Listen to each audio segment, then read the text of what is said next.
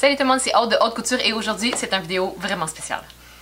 Très spéciale. Parce que non seulement qu'on fait encore des coutures de Noël, on va pouvoir faire un projet qui est super intéressant à offrir à cadeau à nos amis, aux éducatrices ou aux enseignants de nos enfants, ou même un cadeau à soi de soi. Et aussi aujourd'hui, on va faire le projet qui vient avec un patron d'une toute nouvelle compagnie qui me tient particulièrement à cœur. Parce que c'est une de mes nouvelles compagnies que j'ai avec mon amie Anne qui s'appelle La Petite Armoire. Si jamais vous avez manqué le live de vendredi dernier, j'explique un peu plus en détail ce qu'est La Petite Armoire sans trop en dire parce que c'est pas encore tout à fait prêt, c'est pas encore tout à fait ouvert. Mais pour Noël, on avait vraiment envie de vous gâter, on avait envie de faire un projet super intéressant. Donc encore une fois, on va chercher les plus beaux tissus de Noël et on peut partir ça maintenant.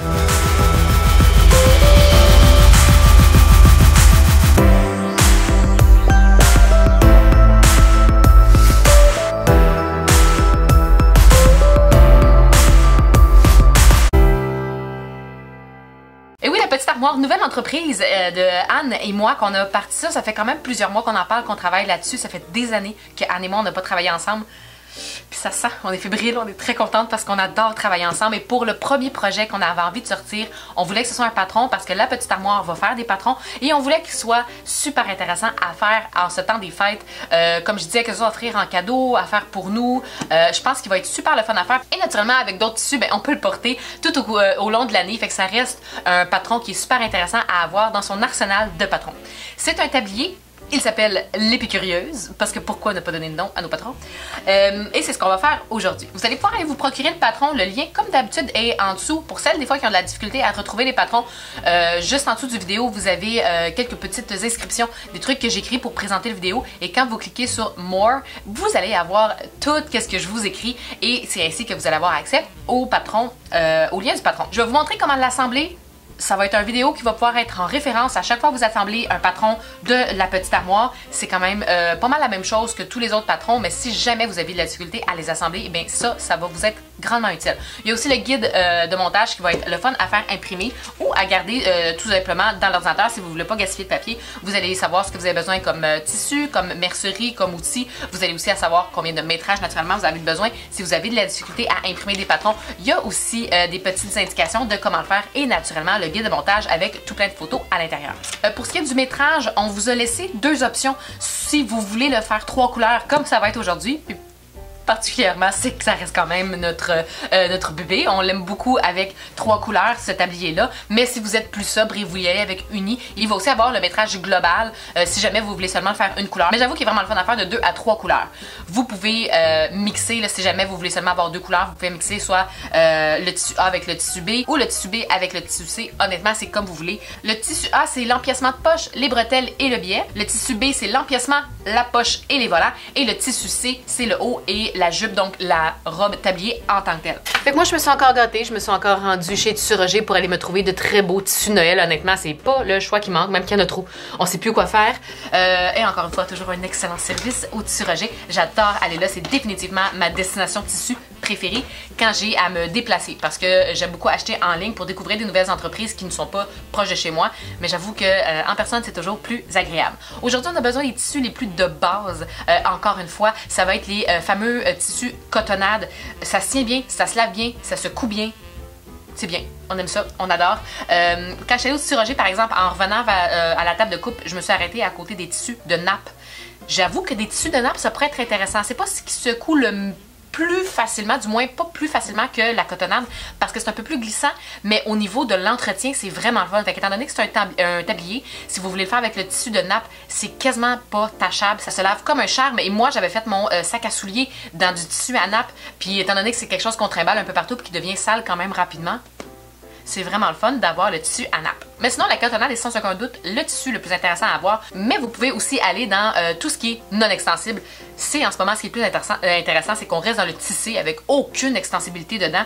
Fait que ça pourrait être du lin, ça pourrait être du denim qui est quand même très mince. On peut retrouver aussi qu'est-ce qu'on a à la maison, essayer de se récupérer des trucs qu'on a déjà. Le mot d'ordre, pas d'extensibilité. Puis c'est pas mal ça, et pas trop épais. Donc comme c'est marqué dans le guide de montage, on essaie de se concentrer dans des tissus entre légers et moyens. Fait que je vous dirais que ça tourne entre 4 et 8 onces. on se tient dans la game de l'épaisseur du tissu. Vous allez aussi avoir besoin de billets, mais moi aujourd'hui je veux vraiment que ça matche mes trois ensemble et c'est inclus le métrage dans le guide de montage quand on parlait du tissu A, qu'on avait le billet. Moi ça va être le rouge que je vais utiliser pour venir faire mon billet. Vous pourriez acheter du billet du commerce, mais je trouve ça le fun que ça vienne rejoindre exactement les tissus que j'ai. Fait que moi c'est dans le tissu rouge et or que je vais venir faire mon billet. Encore une fois, des liens vont être juste en dessous pour vous montrer comment faire votre billet maison. J'ai une vidéo qui n'est consacrée que pour ça. Ça pourrait être très intéressant d'aller le voir. Sinon, je vais couper aussi tout le reste pour pouvoir le faire. En termes de mercerie, d'outils, la même chose que d'habitude. On va coudre avec une aiguille universelle 92, du fil de polyester, les outils marqueurs que vous préférez, ciseaux, coupe-fil, découseur, hein, parce qu'on s'en sauve pas, épingle, et vous allez déjà être prête pour faire le projet. C'est vraiment pas quelque chose que vous allez avoir besoin énormément de matériel de mercerie ou de tissu, ce qui est très intéressant. Donc on va pouvoir aller passer à imprimer le patron. Comme je vous ai dit dans le guide de montage, si jamais vous avez toujours un petit peu de difficulté à venir imprimer des patrons PDF, on vous laisse une marche à suivre de comment les imprimer. Comme la plupart du temps dans les guides de montage qui viennent avec les patrons, on a ajouté une petite chose. Si jamais vous n'imprimez pas vos patrons avec le logiciel Adobe Reader, qui est quelque chose de complètement gratuit qu'on peut télécharger via le site internet Adobe Reader, je pourrais aussi laisser le lien juste en dessous. C'est toujours plus agréable de lire et d'imprimer vos PDF avec cette application-là. Vous allez toujours avoir quelque chose de beaucoup plus précis, puis en termes de patron, c'est vraiment ça qu'on recherche et ça va être très important de venir cocher où est-ce que ça dit de choisir la source de papier selon le format de la page PDF, parce que c'est PDF qu'est-ce qu'on imprime. Quand vous cochez ça, c'est infaillible, vous avez toujours la meilleure impression pour venir le faire. Fait que si vous imprimiez pas avec ça, ça vaut vraiment la peine d'aller le télécharger. Je sais qu'il y a certaines personnes qui avaient souvent de la difficulté à bien imprimer leur patron, d'avoir vraiment la bonne grandeur, de pas manquer de marge aussi, parce que ça pourrait vraiment vous aider à régler vos problèmes d'impression. Fait qu'on va aller s'installer, on va aller assembler le patron PDF, puis déjà on va être prête à faire la couture. Donc pour s'installer, pour faire l'assemblage du patron PDF, la première chose que vous pouvez faire, c'est que si vous regardez dans le guide de montage, encore une fois, c'est sensiblement la même chose pour toute compagnie de patron. Vous allez retrouver un plan d'ensemble de comment est placé les feuilles. Fait que ça peut venir vous aider à essayer de vous situer, parce que sur chaque feuille, il y a un chiffre décrit pour venir savoir quelle page vous avez en ce moment.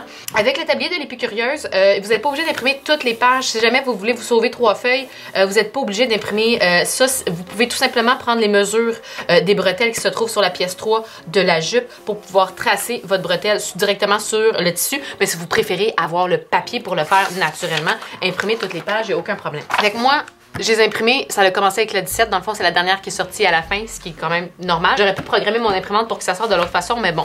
Pour commencer de la page 1, je vais juste me revirer de bord. Et je vais venir commencer à assembler. J'avais un outil merveilleux pour pouvoir venir coller du tape double face, du papier collant double face un peu à la façon de liquid paper, mais j'en ai plus, j'allais tout utiliser, que voulez-vous. Fait qu'on va y aller avec le bon vieux papier collant. Je pourrais même y aller avec de la colle. Fait que c'est vraiment les choix qui s'offrent à vous pour venir l'assembler, mais je vous le dis, là, si jamais vous trouvez ça au magasin $1, là, ça ressemble à un liquid paper. Mais honnêtement, là, c'est tellement merveilleux pour venir coller les pages. J'aime ça, c'est pas cher, c'est rapide. Avec la colle, je trouve que c'est toujours un peu gommant, puis c'est pas ce qui est le plus optimal pour les coller. Je trouve que ça se décolle facilement. Le papier collant, oui, ça tient bien fine, mais je trouve qu'on en gaspille quand même beaucoup pour venir faire tout le patron. Fait que je vous avoue que le petit tape double face façon liquid paper, je l'aime vraiment beaucoup. On va aussi avoir besoin de ciseaux à papier parce que on est rendu, hein, on le sait, on est rendu bonne. On ne prend pas de ciseaux à tissu pour venir assembler notre papier. Fait qu'on va passer à la page 2. La page que je colle, je vais toujours venir couper la marge pour venir la coller sur l'autre page. Fait que c'est cette page-là que je vais venir mettre sur cette page-là. C'est celle-là que je vais venir couper ma marge ici. On coupe directement sur la ligne. Le patron de la petite armoire, la ligne est très mince, puis c'est pas pour rien, parce que moi, j'ai déjà vu des patrons où est-ce que la ligne est épaisse, là, faut-tu couper au centre, faut-tu couper à l'intérieur, à l'extérieur, ça vient toujours un peu me mélanger, fait que j'aime mieux une ligne plus fine où est-ce qu'on a juste à venir couper directement dessus. On a moins de questionnement. Après ça, je vais venir me prendre une petite pièce de papier collant, puis je vais venir m'arranger pour que mes triangles soient à la même hauteur, à la même place. Je m'arrange d'être bien placé d'un bout à l'autre.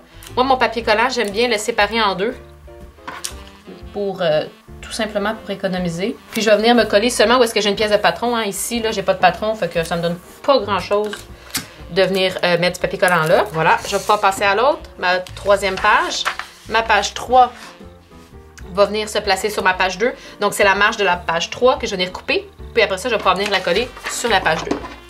Encore une fois, je coupe directement sur la ligne.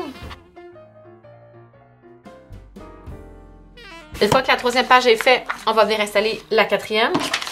Fait que ça, c'est les 3 pages que vous n'auriez pas été obligé d'imprimer si jamais vous vouliez tracer directement sur votre tissu. Fait qu'encore une fois, je viens couper la marge de la feuille qui s'en vient se coller sur l'autre. Fait que c'est la quatrième que je m'en viens mettre sur la troisième. Donc, c'est elle que je viens couper. Je vais faire ça jusqu'à temps que j'atteigne ma 7e page. Ensuite de ça, quand j'ai placé mes 7 feuilles une à côté de l'autre, je vais venir me placer ici pour aller sous la feuille 3. En dessous de la feuille 3, je vais venir placer la feuille numéro 8. Étant donné que je les joins dans le haut, je vais venir couper le haut de ma marge 8 pour venir la coller sur la page 3. Là, la petite particularité de la prochaine page, c'est qu'on va avoir 2 marges à coller. C'est la page 9 qui va venir se coller sur la page 8 et la page 4. 8 à gauche, 4 dans le haut. Fait que je vais venir couper ma marge gauche pour venir la coller sur la 8. Puis je vais venir couper ma marge du haut pour venir la coller sur le 4. Fait que je m'en viens couper ces 2 marges-là. Fait que la petite particularité, c'est qu'on va avoir 2 côtés à venir joindre. S'assurer que tout est bien placé. Ce qui est le fun des fois avec la colle, c'est qu'on peut décoller pour venir replacer. Il y a du papier collant qui existe aussi, qui est repositionnable, là, qui peut peut-être être intéressant. Je vais faire la même chose pour la page 10 qui va venir se mettre juste à côté. Couper la gauche pour la coller sur la page 9 et couper la marge du haut pour venir la coller sur la page 5. Et là, je vais faire cette technique-là jusqu'à la page 17.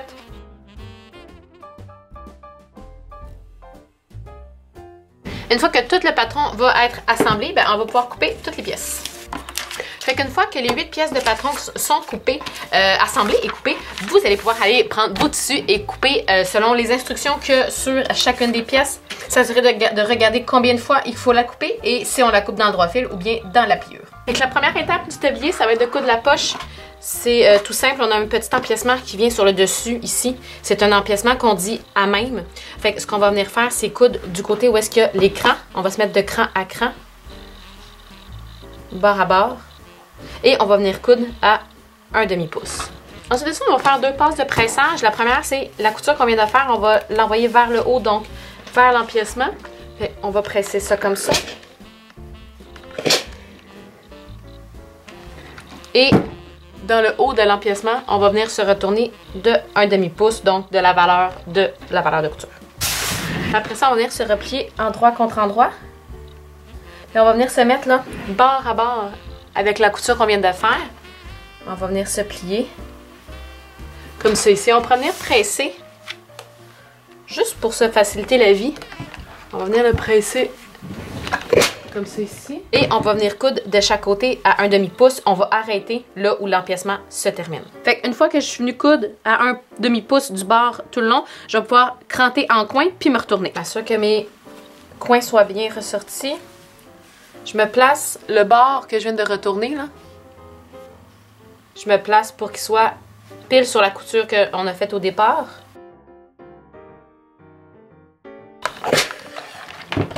Puis là, ce que je vais venir faire, je peux venir m'épingler pour être sûr que tout se tienne bien.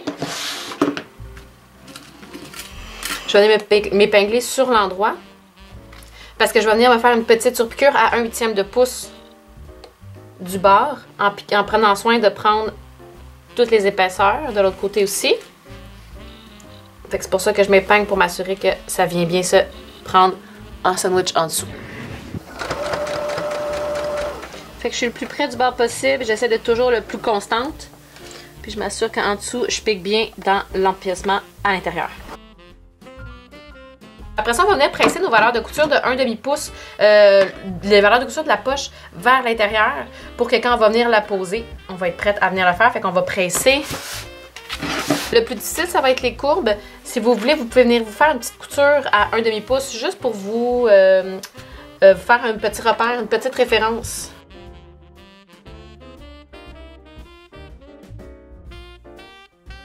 Fait que la poche en tant que telle est réalisée. Fait que ça, on va pas mettre ça de côté parce qu'on la posera pas tout de suite. On va plutôt aller faire les bretelles. Fait qu'on va se prendre les longues pièces de bretelles qu'on a. On a coupé 2 fois en double. Donc, on a 4 pièces de bretelles.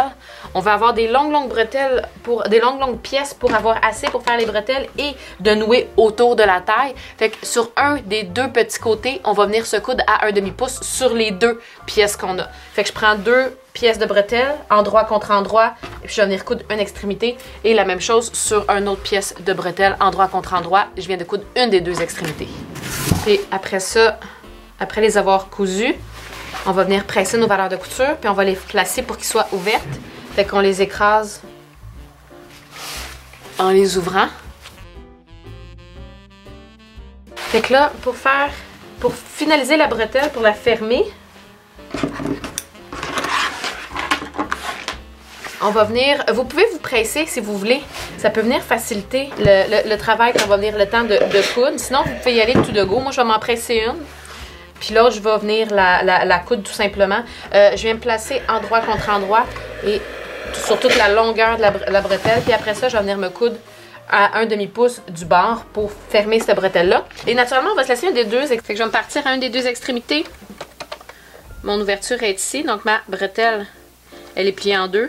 Comme ça. Je pars de là à 1/2 pouce. Je vais venir coudre. Point d'arrêt.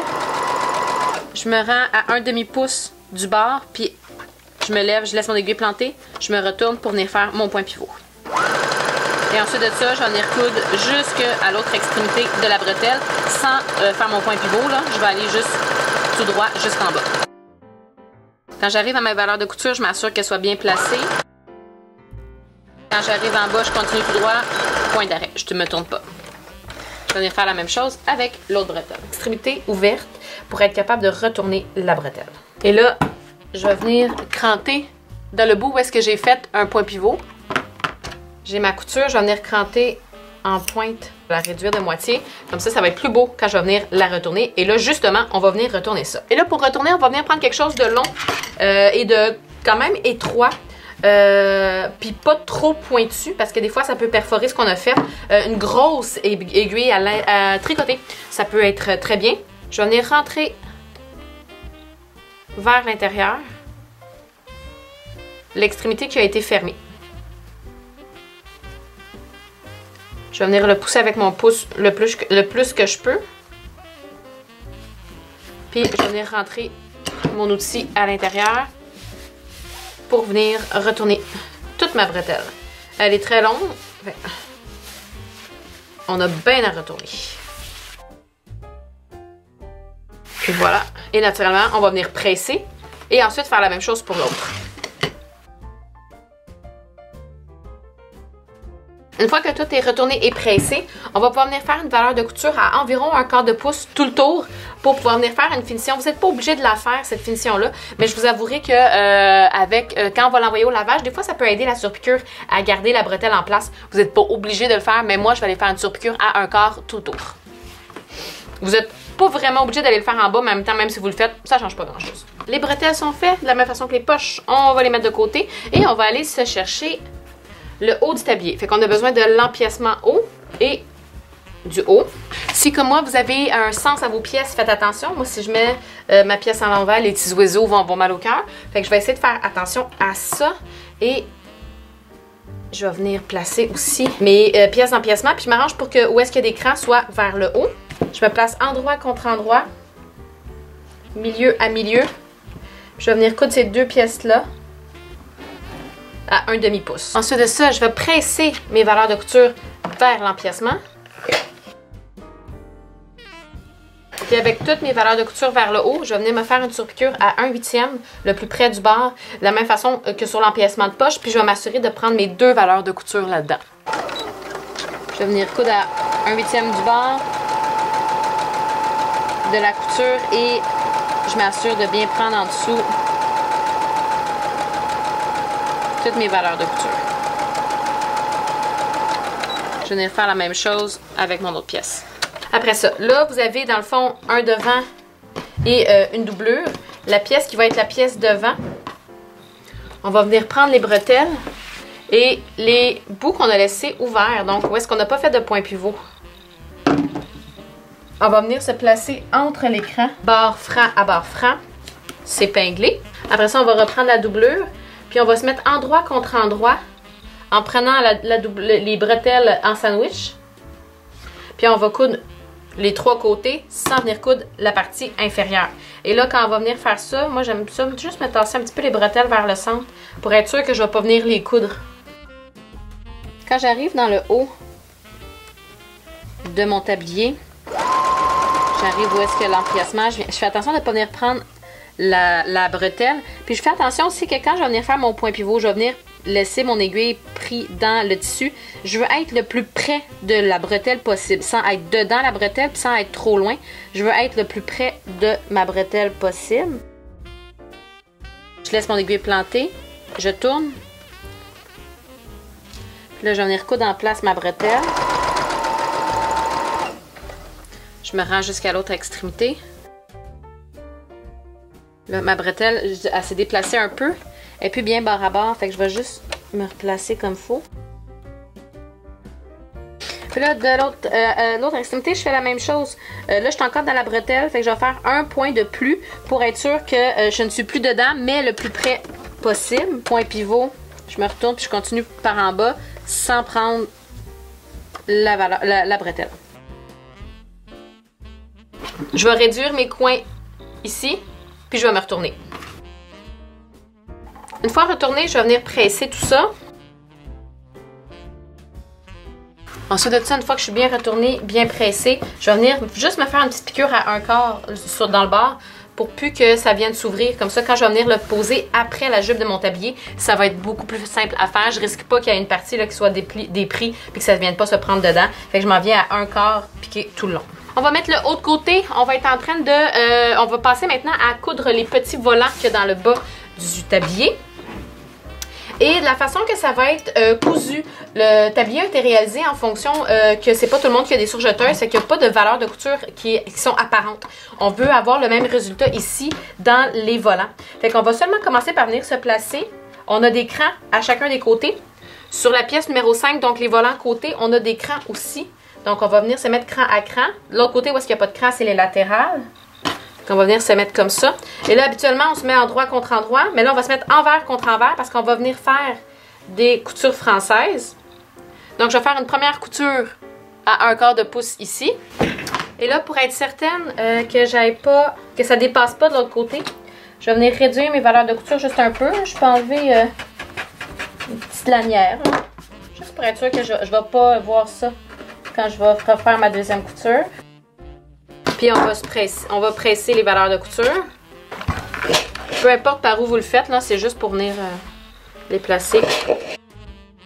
Après ça, on va venir se remettre envers contre envers. Excusez, on va venir se remettre endroit contre endroit pour venir envelopper la valeur de couture. Fait que la couture est ici. Je vais venir presser parce que je vais être sûre qu'elle est correcte. Je fais ça avec les deux coutures. Puis je vais encore une fois venir coudre à 1/4. Une fois qu'on a bien enveloppé nos valeurs de couture, on peut envoyer les valeurs de couture vers les latérales. On va presser ça. Et là, on va pouvoir venir faire l'ourlet. Puis pour faire l'ourlet, on va faire un rentrer, retourner piqué de 1/4. Je vais rentrer 1/4. Presser. On va faire ça tout le long. Puis là, dites-vous une chose, en ce moment, plus petit vous faites votre bord, plus ça va être facile à faire. Si vous avez de la difficulté à faire ce genre de finition-là dans un ourlet qui est rond, comme on est en train de faire, qui est en rondeur, vous pouvez venir poser du biais si vous voulez. Après ça, une fois que j'ai fait un premier rentré de 1/4, je vais encore rentrer de 1/4 et presser. Donc je fais la même chose, je vais juste me retourner une deuxième fois. C'est pour ça que ça s'appelle un rentré retourné, parce qu'on a rentré, on a retourné. Et ensuite, on va aller piquer. Et après ça, on va venir se placer le plus près du bord possible et on va venir piquer. Moi, après avoir fait mon bord, j'avouerai que j'aime beaucoup venir represser, refaire un petit pressage. Et on va pouvoir, dans le haut de cette pièce-là, aller poser du biais. Et là, je vais vous montrer une technique qui est un petit peu différente de ce que je vous avais montré dans la pose du biais. C'est peut-être une méthode que vous allez trouver plus facile, du moins vous allez pouvoir l'essayer et vous verrez bien si vous la préférez ou non. Comme à l'habitude, notre billet, il y a un côté plus petit que l'autre. Si on l'a fait nous-mêmes, des fois, on l'a pas fait plus petit que l'autre, puis honnêtement, c'est pas si grave, là. Je vous cacherai pas que c'est vraiment pas dramatique. Mais sinon, le petit côté, c'est lui qu'on va venir coudre sur le... c'est lui qu'on va venir coudre tout de suite. Fait que je vais venir me placer barre à barre, mais au lieu de me placer endroit contre endroit, je vais venir me placer endroit du biais contre l'envers du tissu. Fait que je viens me placer... Là, je vais juste venir couper ceci. Je vais venir me placer en droit du biais sur envers du tissu. Oups, je suis pas du bon bord, par exemple. Puis je vais venir coudre dans le creux à 1/2 pouce, donc du bord, étant donné que j'ai un biais de 1/2 pouce. Fait que je déplie juste un des deux bouts de mon biais. Je viens me placer.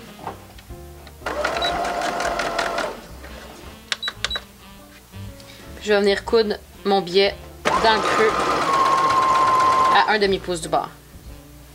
J'essaie de ne pas trop tirer sur mon biais, je viens seulement le placer pour qu'il soit bord à bord avec mon tissu. Moi, pour venir me donner un petit coup de main en termes de rapidité, je vais venir m'installer le fil qui est thermocollant dans la canette. Pour la pose de biais, il n'y a vraiment rien de mieux. J'ai une vidéo justement qui explique comment utiliser ce fil-là. Mais là, vous allez le voir dans la vidéo que c'est très simple. Je vais seulement le mettre dans la canette, je vais venir coudre et vous allez voir tantôt la magie de ce petit fil. Quand j'arrive au bout, je m'arrête, je vais venir couper mon biais. On va pouvoir se retourner et presser.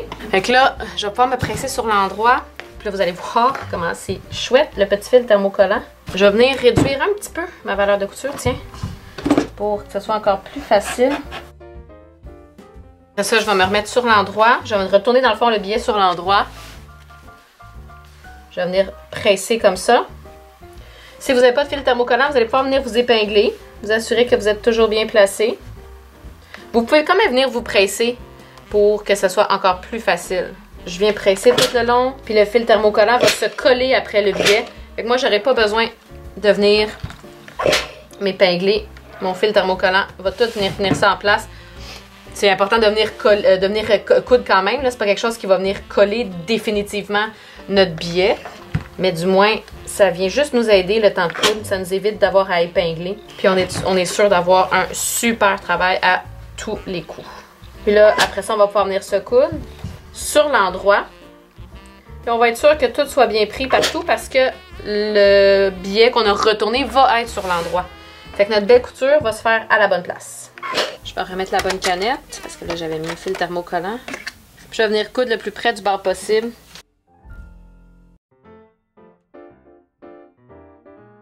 On peut venir represser encore un peu.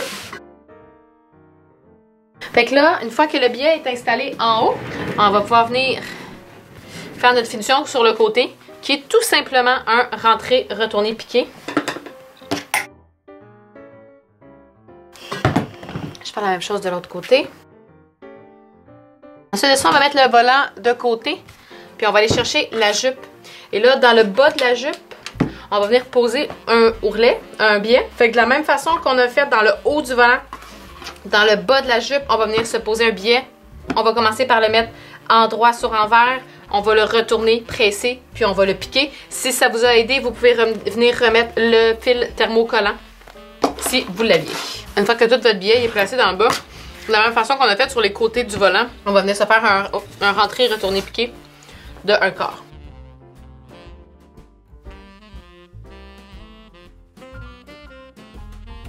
Et là, ça, je vais venir coudre ça le plus près du bord possible, de la même façon que les latérales du volant. Sur la pièce de patron, je suis venue juste reporter l'emplacement de ma poche. Je vais venir la prendre, aligner les points, aligner dans le fond le haut de la poche avec les deux points. Puis je vais venir épingler ma poche sur le tablier. Vous pouvez vous épingler plus vers le milieu, comme ça, quand vous allez venir poser votre poche, là, vous n'aurez pas besoin d'enlever les aiguilles au fur et à mesure. Puis on va venir coudre le plus près du bord possible la poche en place. Faites attention de ne pas prendre une autre partie de la jupe en dessous. Je veux juste piquer dans une épaisseur de la jupe naturellement. Dans les courbes, je peux y aller plus lentement, m'assurer que ma courbe est bien placée. On peut se faire un bon point d'arrêt dans le haut de la poche pour être sûr que même si on met des trucs dans la poche, ça ne va pas venir s'abîmer prématurément. Ensuite de ça, on va reprendre le volant. On va venir l'installer dans le bas de la jupe. Et là, vous allez voir, ça va juste être un petit job de superposition. Ça sera vraiment pas compliqué. Sur le patron, vous aviez un pointillé pour vous marquer l'emplacement du bas de la jupe. Donc, il y a un pointillé. Logiquement, c'est là que le bas de la jupe avec le biais va venir s'installer. Mais, une autre chose que vous pouvez faire, c'est quand vous allez venir le placer justement à cette marque-là, vous allez constater que le biais de la jupe vient s'accoter sur le biais du volant, comme ça ici. Fait que je me mets en droit du volant sur l'envers de la jupe. Je viens me placer les biais bord à bord, comme ça ici. Puis je vais venir me placer comme ça tout le long. Puis là, vous avez vraiment le choix de soit le poser en vous fiant au biais, ou soit de venir vous marquer le pointillé, puis venir le faire, ou naturellement les deux. Je vais venir commencer par m'épingler à une extrémité. Après ça, je vais venir mettre mes repères du milieu devant. Je vais venir après ça, de l'autre côté, encore une fois, superposer les deux biais là, qui viennent de s'accoter un sur l'autre. Je vais venir m'épingler comme ça tout le long. Puis je vais venir coudre le volant dans le bas en piquant dans le plus possible dans la même couture que j'ai faite pour venir poser mon biais. Là, avec mes mains, je vais essayer de venir sentir le biais d'en dessous, m'assurer que je suis vraiment bien bord à bord. Je vais venir coudre ça jusqu'à l'autre bout. Si vous voulez aussi, là, vous pouvez lever un peu le tablier puis venir vous placer, mais il faut faire attention de rester bien placé, de ne pas trop en tirer pour arriver avec un surplus à la fin. Une fois que le petit volant est posé dans le bas, on va pouvoir venir assembler le haut avec la jupe. Vous allez trouver votre beau côté, donc votre endroit. Vous allez vous mettre milieu du devant avec milieu de la jupe. Et vous allez vous placer bord à bord dans le haut, tout simplement comme ça ici. Puis on va venir coudre à un demi-pouce. Et là, on va faire la finition dans le haut ici. Encore une fois, comme j'avais dit, le tablier, l'épicurieuse, on voulait pas qu'il y ait de finition à la surjeteuse, mais on voulait que ce soit beau, que ce soit bien fait. Fait qu'on va venir remettre un biais. Et le biais qu'on va venir poser en haut va jouer aussi de rôle de ganse pour quand on va venir nouer notre tablier autour de nous avec les bretelles. Fait que là, on va venir se placer endroit contre endroit. Donc, endroit du biais avec l'endroit de la jupe. Et on va pas venir se placer bord à bord, on va venir se placer 4 pouces et demi plus loin. Fait que je vais venir prendre une règle, je vais venir me positionner 4 pouces et demi et m'épingler ici. De la même façon que je suis venue coudre, à part que là je suis endroit contre endroit, je vais venir coudre mon biais de la même façon que j'ai fait pour les autres dans le haut. Je vais pas venir le couper franc ici, je vais aussi le faire dépasser de 4 pouces et demi. Fait que comme je disais, je vais me laisser 4 pouces et demi qui dépassent de l'autre bord. Là, je vais venir réduire mes valeurs de couture. Et là, je ne vais pas juste venir le prendre en sandwich comme ça ici. Je vais venir le retourner complètement sur l'envers. Fait que je vais venir prendre mon tablier, me placer pour voir l'envers. J'envoie le haut vers le haut. Je tasse toutes les bretelles du chemin. Il y en a long. Et comme je disais, au lieu de juste venir envelopper la valeur de couture comme ça ici, je vais venir retourner le biais complètement vers le bas, comme ça. Fait que je suis venue coudre mon biais sur l'endroit.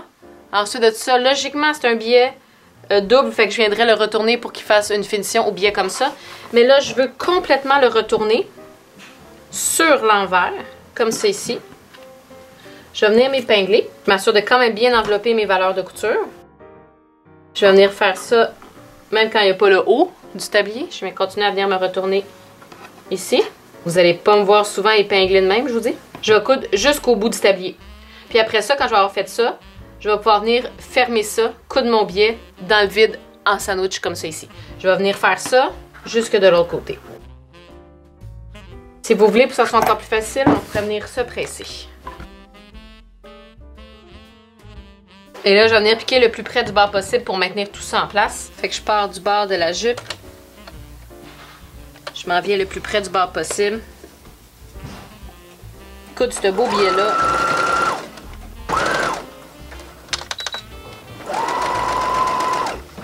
Puis naturellement, la couture que je suis en train de faire, non seulement ça va maintenir en place mon billet, mais ça va également venir faire une belle surpiqûre sur mon endroit. Et là, quand je viens coudre, je m'assure d'avoir le haut du tablier dégagé. Je veux pas coudre dedans. Et là, comme je disais, les billets du bout qu'on a laissé dépasser, on va pas les laisser ouverts comme ça. On va venir les fermer. Je vais venir me placer ici. Placer mon aiguille pour venir coudre le plus près du bord possible pour fermer ça, ce billet-là. Je viens faire la même chose à l'autre extrémité, l'autre billet. Fait que la finition à la bande de taille, à la taille, elle est faite. Je suis bien fermée à l'intérieur. Je vais avoir mes petites bandes, mes petites ganses qui vont venir se placer comme ça ici. Puis on a une belle surpiqûre sur l'endroit du tablier. Fait que là, justement, on va venir faire les ganses. Fait que pour les faire, on va venir se presser vers l'intérieur à l'extrémité. Fait qu'à l'extrémité, je m'en viens me presser un demi-pouce comme ça.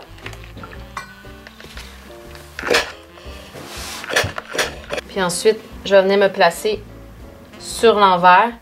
Puis je vais venir faire deux coutures. Une le plus près du bord, puis une à 1/4 de pouce.